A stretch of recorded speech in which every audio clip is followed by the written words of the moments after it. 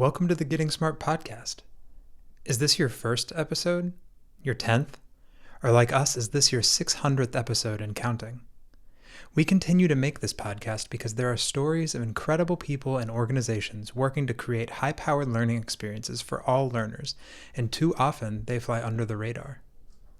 Leave us a 5-star review on Apple Podcasts or Spotify to ensure that these stories get a wide audience and help catalyze an education system that lives up to its promise. Thank you so much. Let's get to the show.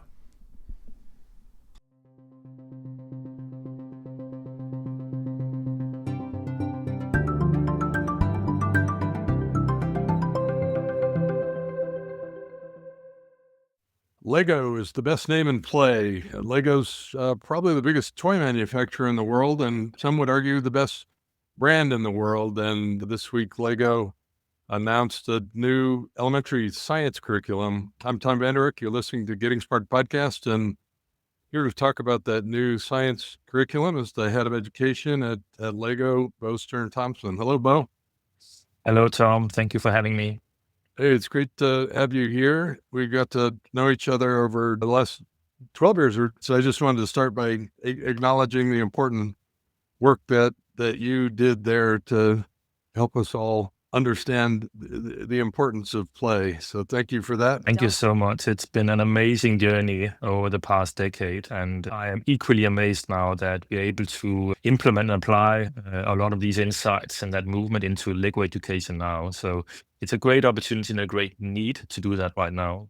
Bo, I think about a year ago, did you move to Lego from the foundation to Lego education? Is that right? Yes, I spent a few years in living in US and developing the Lego Foundation work there.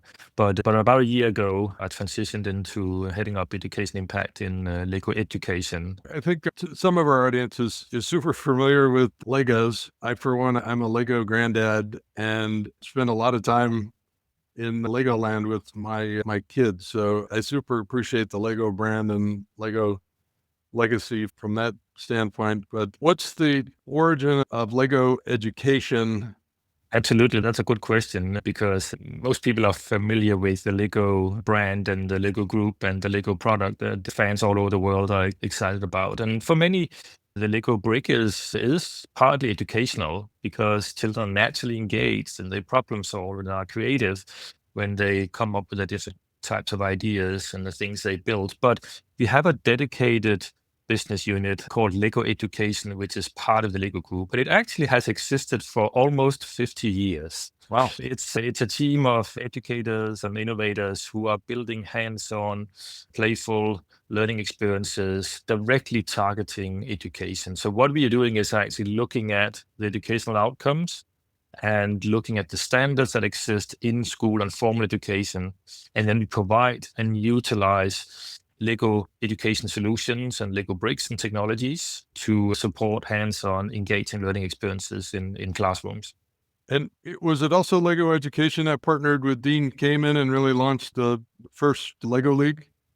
So we've had a long-standing relationship to Dean and First Lego League. And also many might recall or seen Lego Education in terms of our collaboration with institutions like MIT and Media Lab on Lego Mindstorm. So 20 years ago, that was really the big leap we took in supporting robotics generally in First Lego League, but also in out of school and in some instances also in school. I'm super excited about the progress we've seen at Lego First Robotics. I guess I think that's become even more important than ever. It was a great idea when it launched, but it's a terrific opportunity for particularly middle grade, upper elementary students to step into robotics problem solving and do it in a fun, collaborative way. So just congrats on all the progress there. Thank you. Thank you so much. And I think that is literally what is happening right now is we are taking all that knowledge from our 50 years journey and all the experience we've had with the children and students. And then we're now aiming to transform the core classroom. So ensure that they can have the same kind of engaging experience with hands-on materials, even in a core classroom that has standards and 45 minutes and constraints of a that the educator is working on this. So that's the new leap, is to target actually the in-school core topics. So tell us about this announcement. You've had supplemental products, but core curriculum and elementary, are those the headlines? Yeah, so we have our Lego Education solutions on the market, but what we're really launching now is called Lego Education Science. We believe that there's too many students that say that science isn't really for me.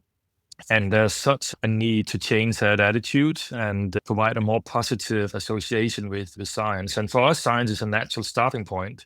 Children are natural scientists. They want to experiment and explore and test and try out things. But unfortunately, it's not necessarily the standard approach we see in the everyday classroom that children and students are engaged. So now we're introducing Lego Education Science, which is an inquiry-based hands-on learning product where you actually can teach the NGSS aligned standards using hands-on learning. So at the same time, it's that kind of student love of learning in the classroom.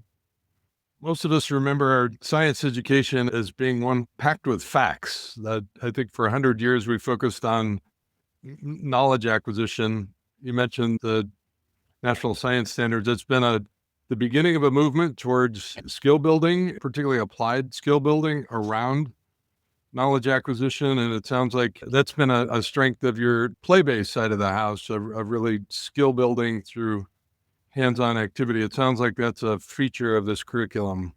Absolutely. So the knowledge is important, and children and adults like to know things. So what we see is that there's still a need for knowledge, and it is a requirement in the standards in the classroom, but we can teach it using hands-on creative activities that supports critical thinking and collaboration.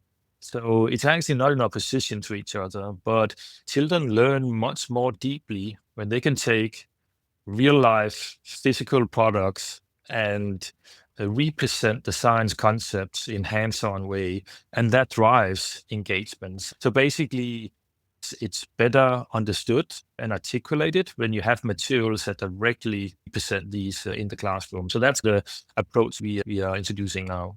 So how does it work? Is it online plus hands-on kits, or how have you organized it? So basically, we have a Lego box. It's a new product that is designed for groups of 4 students. There are one box for K to second grade, one box for grade 3 to 5, and one box for grade 6 to 8. And that box includes hands-on materials and technologies like a motor and a sensor, but also it includes 120 lessons. So basically, we have developed lessons that are directly aligned to the science standards that are being taught, and it supports educators. So educators get the online teacher platform. They have a classroom presentation and activities that directly spark children's curiosity and then use the materials. So it's standards aligned, hands-on materials, simple and impactful for educators to use in the classroom. Are there assessments built in, or are there associated assessment? What's the assessment strategy? That's a very good question. So we believe that assessments is a natural part of the learning process. So we are equipping the product with the teachers so they can observe things in the classroom. But also at the end of each of the lesson, there are reflections that allows you to revisit the knowledge and the standards you have obtained. So it's an integrated part of the lesson structure. So it's an inquiry-based hands-on learning approach that supports that. Would those kits include any materials that might be familiar? Are you bringing forward any of the products from Lego Education, and or does it include new products, new manipulatives? Yeah, so it is a new product. It's obviously based on the history of Lego Education and the Lego system. So you can build and combine the materials with the Lego system and Lego Education solutions. But it is a new motor, a new sensor, and a little controller also. So it includes aspects of things that children can manipulate, they can move things around, they can observe data and so forth. So it's a package of materials. Okay. Some Lego geeks will remember Lego Mindstorm, which was around for 20 years. 25 years, yeah. So this is really a new generation of electronics, really a new Lego operating system. Is that fair? Absolutely. So we actually went back and then we thought deeply about how do we transform the core classroom? Like thinking about what Lego Education has been doing for decades in terms of the out of school and to some degree enrichment, how do we really find something that is simple and impactful to be the standard way of teaching in the classroom? So we have now designed a product that has no cables. It can talk the motor and the sensor to each other with a few connection cards, and actually you don't need screens. There's no screens required. Children out of the box can represent physical movement. They can play with genetics and life science by just using the hands-on materials without computers and screens. So in that case, we have radically simplified that. And we've really done that by listening to teachers, to administrators, to students, not only in a large scale survey to understand what is really science right now and what are the barriers to teaching it. But we've also been out testing the products with thousands of students, hundreds of classrooms to figure out how we can integrate it, something that's deeply meaningful and relevant for an educator. Learning design question. As you think about how the curriculum is organized, what are the key building blocks? Is this built around projects or units of study or inquiry units? What's the typical task look like? How long does it last? Are they sequential in nature? Tell us a little bit about the instructional design. Yeah, very good question. So over the past decades, we've studied all different types of pedagogical approaches, and particularly the Lego Foundation work we've done, but also with many of our research partners. So we've looked at what are the most simple ways to provide students with more agency and choice in the classroom that support their engagement and also drive deeper learning outcomes. And the methodology we have adapted is inquiry-based hands-on learning. So basically, it's following a sequence of 5E model in inquiry. It means that there's one big question in the beginning that directly relate to the science standard. So we are linking it to the NGSS standards. And a key question that really deeply engaged and makes the children interested in that first 10 minutes of the lesson. And then they go in to collaborate with materials and they build different ideas and explore the concepts and share that at the end. It means that our 120 lessons are directly aligned to the NGSS standards, but it also means that no matter what curriculum you're following in each of the states, we map it onto the NGSS standards and the local states that have adaptations to it. But if you follow a curriculum, you can actually relate back to the standards. We're not saying it's a completely new curriculum that you need to take the other things out and this in, but you actually use it also as a supplementary to your existing curriculum because the materials directly articulate the science concepts.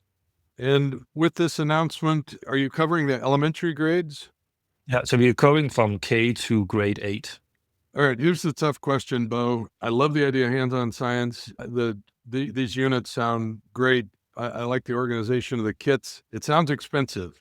Doing hands-on science has typically been expensive because it requires a lot of equipment. So how do you think about the cost as part of your go-to-market strategy? We have really optimized in all aspects of what we did to really find the high quality product that allows us to teach. The box for K-2 is $329, and then it's around $400 and $500 for the upper grades. So basically the boxes are, as we see, within range of what you usually would buy science toolkit for.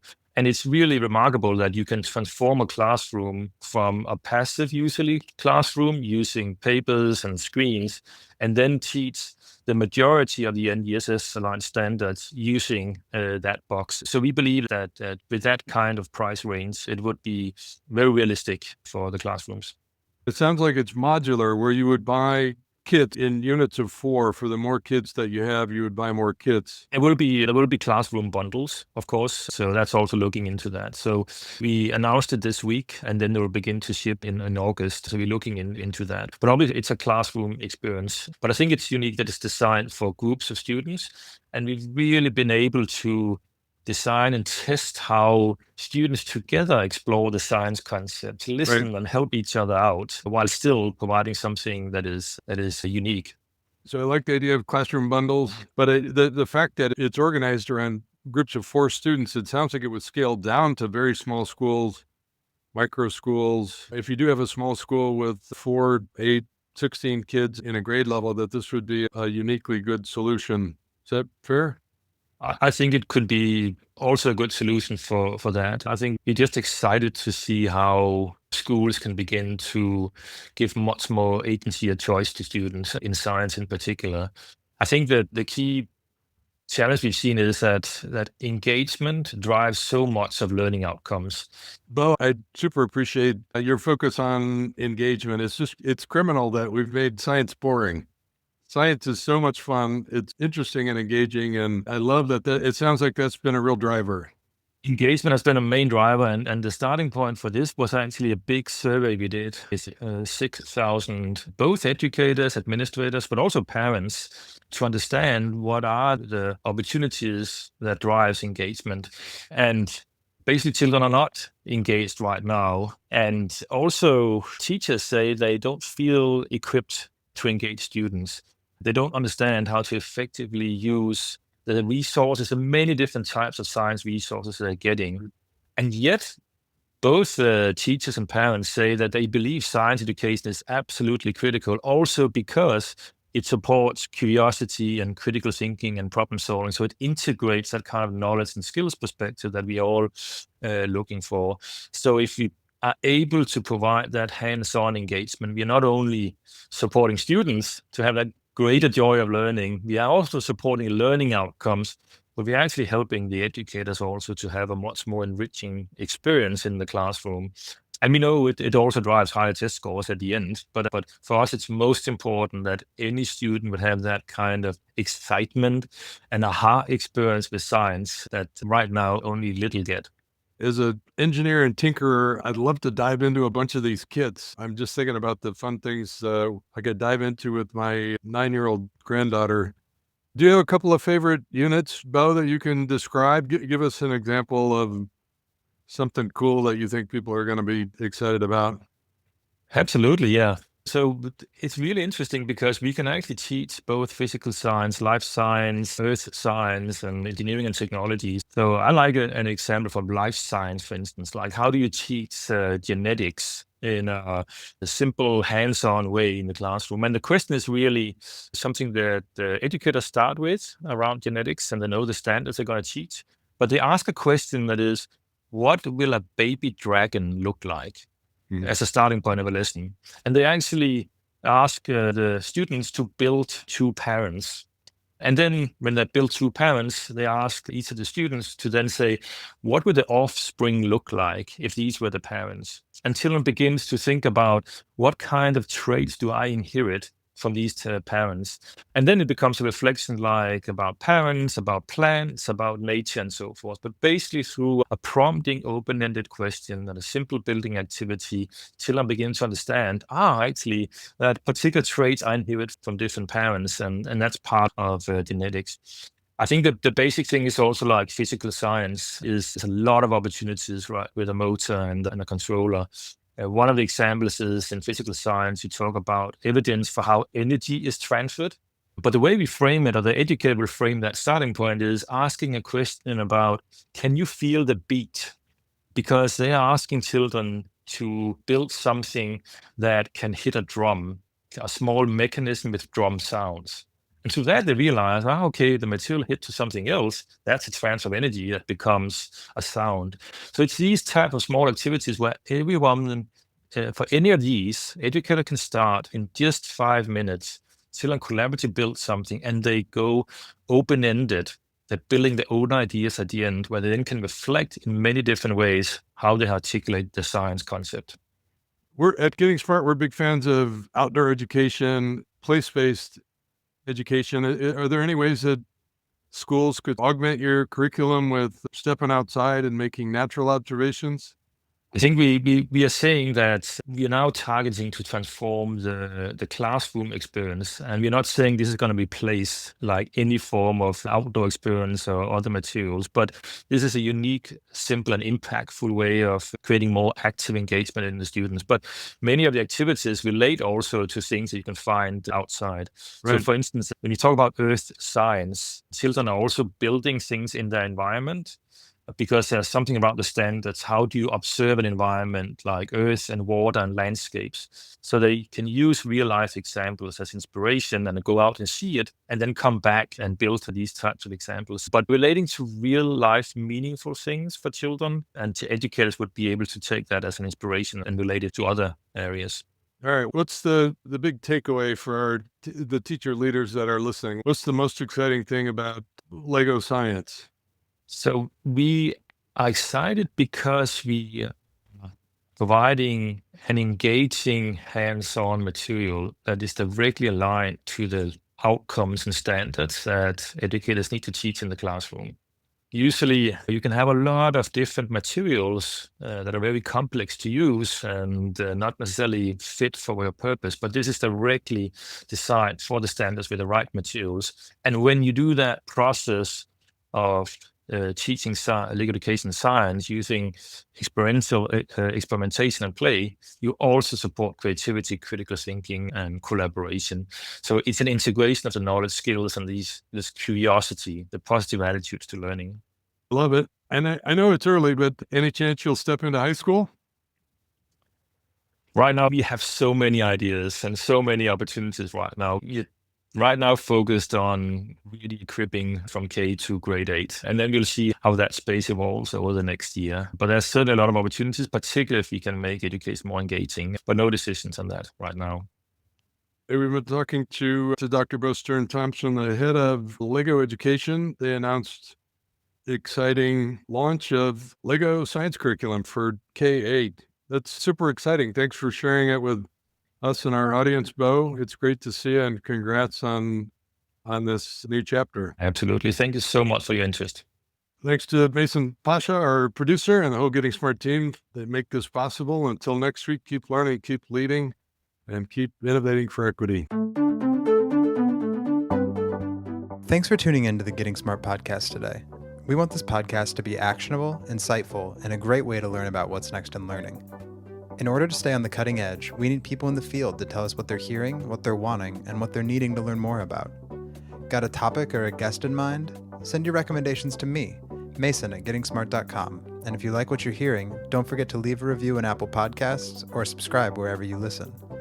Feel free to share the podcast on social media using the hashtag GSPodcasts. Thanks so much.